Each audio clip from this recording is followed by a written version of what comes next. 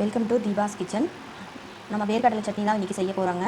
இந்த வேர்க்கடலை சட்னி வந்து செய்ய நம்ம இங்கே தேங்காய் வந்து உபயோகப்படுத்த போகிறது இல்லைங்க. தேங்காய் இல்லாத டேஸ்ட்டாக வந்து வேர்க்கடலை சட்னி எப்படி செய்கிறதுன்னு பார்ப்போங்க. வாங்க வீடியோக்குள்ளே போகலாம். ஒரு கனமான பேன் எடுத்துக்கோங்க. அதில் வந்து 1 கப் வந்து பேன் வந்து ஹீட்டான கடைசியில் 1 கப் வேர்க்கடலை வந்து சேர்த்திக்கலாங்க. சேர்த்திட்டு கைவிடாமையே வந்து நம்ம ரோஸ்ட் பண்ணணுங்க. கைவிடாதையே வந்து கலரிட்டே இருங்க. நமக்கு வேர்க்கடலையோட கலர் வந்து சேஞ்ச் ஆக ஆரம்பிக்குங்க. ஃபுல் ஃப்ளேமில் வச்சுட்டே வந்து நீங்கள் ரோஸ்ட் பண்ணிகிட்டே இருங்க. உங்களுக்கு லைட்டாக வந்து கலர் சேஞ்ச் ஆக ஆரம்பிக்குங்க. நல்லா ரோஸ்ட் ஆகணுங்க. ட்ரை இதில் நல்லா ரோஸ்ட் ஆனால் தான் வந்து சட்னி சாப்பிட்டா வயிறு வலிக்காதுங்க, இல்லைன்னா வயிறு வலிக்குங்க. ட்ரையாக வந்து நல்லா ரோஸ்ட் பண்ணி எடுத்துக்கோங்க. ஆனால் ரொம்ப கருக விட்டுறாதீங்க.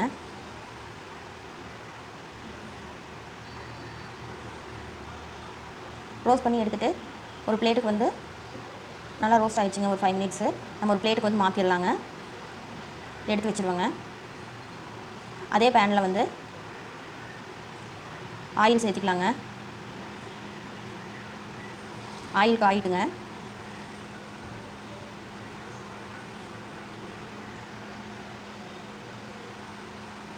ஆயில் காய்ஞ்சதையுமே நாம் ஒரு 6 வரமிளகா வந்து சேர்த்திக்கலாங்க. ஒரு கத்து கருவேப்பிலை. இந்த ரெண்டையும் அப்படியே ரோஸ்ட் பண்ணி விடுங்க. அதுக்கப்புறம் 2 பல்லு பூண்டுங்க, இஞ்சி பவுடர் வந்து சேர்த்திக்கலாங்க.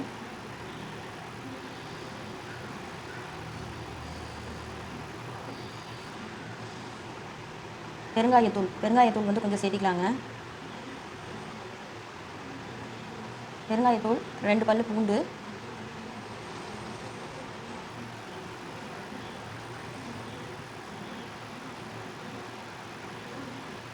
நம்ம வறுத்து வச்ச வேர்க்கடலை வந்து சேர்த்துக்கலாங்க. சேர்த்திட்டு இது ஒரு 10 மினிட்ஸ் வந்து நம்ம அப்படியே ரோஸ்ட் பண்ணிகிட்டே இருப்போங்க. கலரிகிட்டே இருப்போங்க. நல்லா வறுபடணும். எண்ணெயில் வந்து நல்லா கடலை வந்து நல்லா வறுபடணுங்க. ட்ரையாக ரோஸ்ட் பண்ணிவிட்டுங்க. எண்ணெயிலையும் நம்ம ரோஸ்ட் பண்ணும்போது அதில் இருக்கிற அந்த கடலையோட அந்த நம்ம சாப்பிடும்போது ஒரு மாதிரி அந்த பச்சை அடிக்குங்க, அது வந்து இருக்காதுங்க. ஒரு எலுமிச்சம்பழம் அளவு புளி சேர்த்திக்கலாங்க.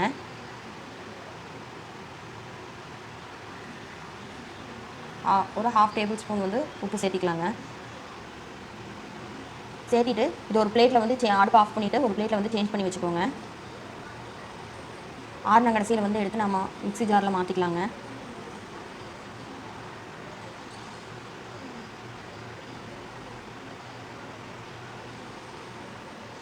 இதனால் இதை அரைச்சி எடுத்துக்கலாங்க. அதே பேன் எடுத்துகிட்டு அதில் ஆயில் சேர்த்திக்கலாங்க. ஆயில் காய்ஞ்சதின்னு கடுகு சேர்த்திக்கலாங்க.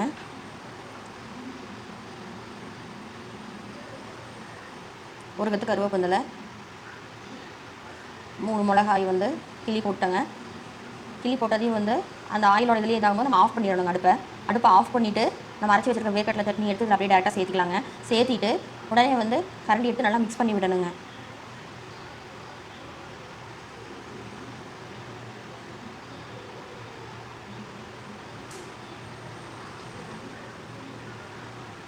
எல்லாத்தையும் சேர்த்திடுங்க. சேர்த்திட்டு நல்லா மிக்ஸ் பண்ணி விடணுங்க. நம்ம சூப்பரான வேர்க்கடலை சட்னி வந்து ரெடி ஆயிடுச்சுங்க. இந்த வேர்க்கடலை சட்னி வந்து இதை சாப்பிடும்போது வந்து அந்த வேர்க்கடலை சட்னியில் ஒரு மாதிரி பச்சை அடிக்குங்க, அது வந்து அடிக்காதுங்க. ரொம்ப நல்லா இருக்குங்க. இட்லிக்கு ரொம்ப சூப்பராக இருக்குங்க. இந்த ரெசிபியை ட்ரை பண்ணி பார்த்துட்டு லைக் பண்ணுங்கள், ஷேர் பண்ணுங்கள், மறக்காமல் சப்ஸ்கிரைப் பண்ணுங்கள்.